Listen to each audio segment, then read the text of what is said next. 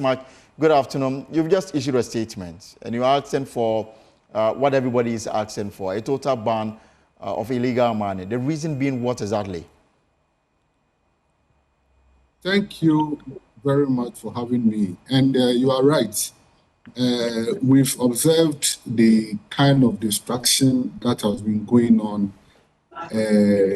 with the Galamsey that has happening all over the country.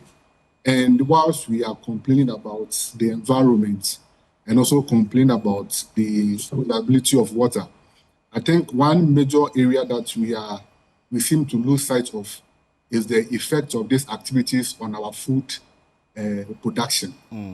Now, when you go around the various communities where the Galamsey is embedded, you find out that a lot of the lands that have been destroyed are actually farmlands. And I think that over the years, there's been a lot of concentration of farmlands that are for cocoa. But we are losing sight of the fact that food crops are also being hugely affected by Galamsey. We've had a lot of reports from our members across some of these communities where the Galamseyers either try to buy the lands from these farmers or they use some brute force or tactics to take over the land from them.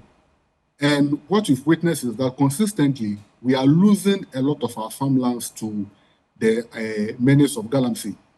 On top of that is that aside the water bodies that we know are being polluted, we've also recorded instances where irrigation sites where farmers rely on water to water their crops, all these sites or the waters in the irrigation dams have been polluted and that they cannot be used for any meaningful cultivation. So you realize that our production is being affected greatly because one, we've lost a lot of farmlands. We already raised issues around the climate and how it's affecting drought. And also the fact that aside the production, we're also talking about the quality of the food that is being produced, the food crops. The soils are being contaminated. And so even the quality of the crops that are produced are being compromised. So the effect of it is that if you're not careful, then in the long run, the number or the productivity of farmers is going to be hugely affected. Farmers will not be able to produce enough food as we want for the country. And on top of that, even the few food that may be available may be food that may be contaminated or poisoned. So based on that effect, we feel that it is good for us to add our voices to everyone who is speaking about it. We feel that we don't want any ifs, there's no buts. There should be a complete cessation and ban on Galamsey.